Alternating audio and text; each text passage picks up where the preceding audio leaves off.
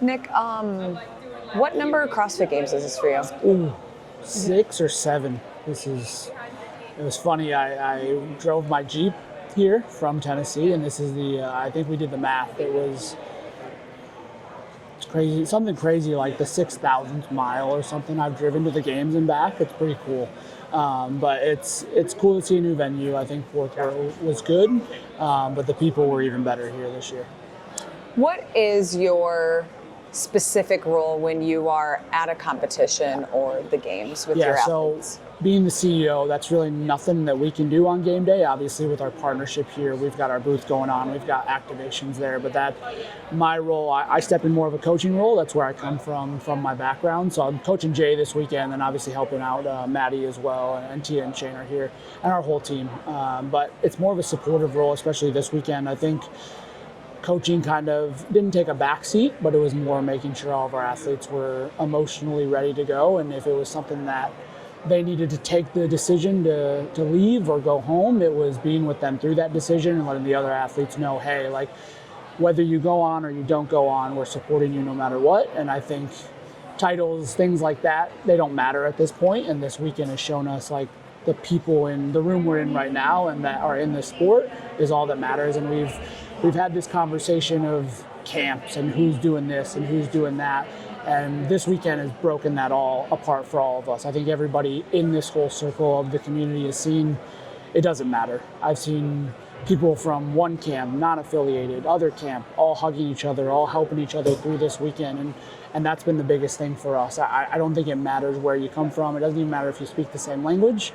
People communicate through their grief and things that we've gone through this week, which has been the biggest thing for me, is watching not just the community of CrossFit, but in this warm-up area, the athletes come together.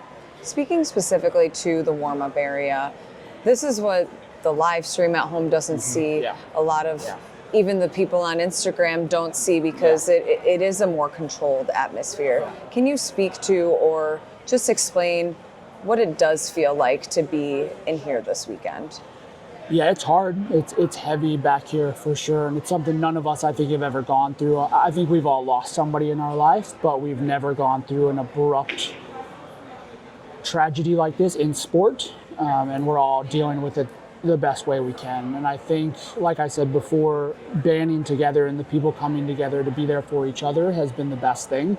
We have our good moments and we have our bad moments. We want to celebrate what the athletes are doing, but we want to remember Lazar, and Luca's one of our athletes that he's in the back of our minds all day long. And it's one of those things where you want to celebrate all the hard work you've done to get to this point, but it feels wrong at the same time because you don't know how to react to this situation, and it's impossible for everyone.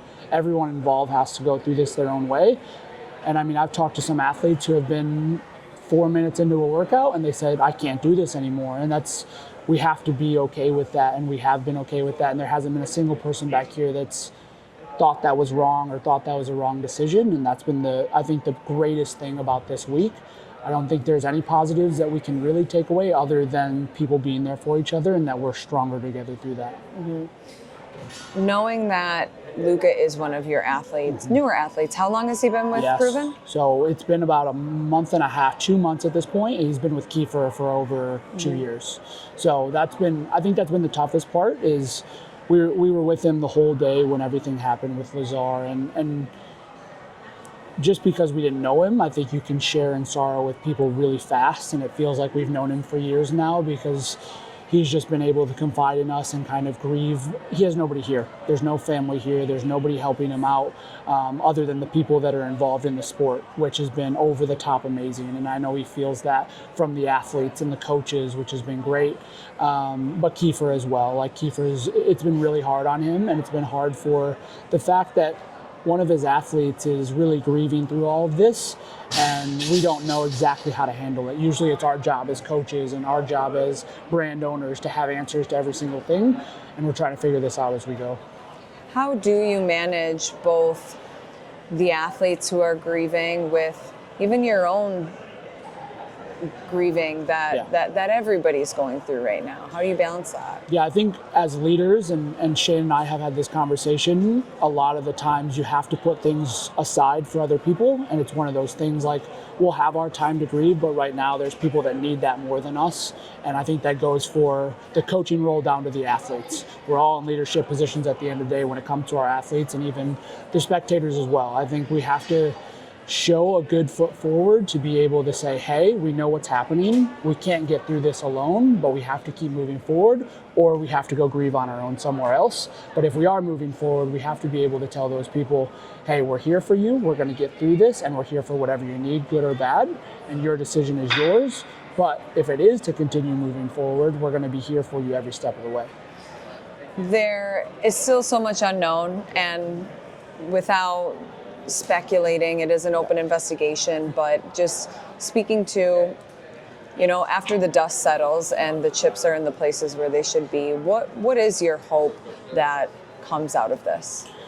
I think it's the hope of this is to find answers, right? I think that's Luca's biggest question mark right now, and as Lazar's family feels the exact same way. I think when any tragedy happens that goes unsaid at first, or there's questions, we just have to find answers right away, because that's what they deserve and we owe them. And I think that's everyone in the sport needs to come together as more of a unit rather than tearing each other down in a lot of this. And I haven't seen much of that, but there has been decisiveness in some of this to where we're all going in the same direction. Mm-hmm. At the end of the day, we as human beings need to elevate what we're doing with each other. I don't know where we go forward with this, and I think that's the hardest thing. But I think there's a lot of really smart people that can figure that out, all of us together. And I think one of the biggest things I've seen this week is Brent Fikowski has been over the top, and he has just been the best influence on these athletes. I think when we get into a tragedy like this, and when something happens like this to where the athletes feel like they don't have answers, an athlete needs to be somebody representing them and giving them something to fall back on, and Brent has been the best. He has shown that, hey, he's in a position to where he should be with PFAA, and I think moving forward, this gives him an amazing opportunity and all the people around him to finally make the changes that he wants, and for everybody to come to the table to make changes, which is what we all need.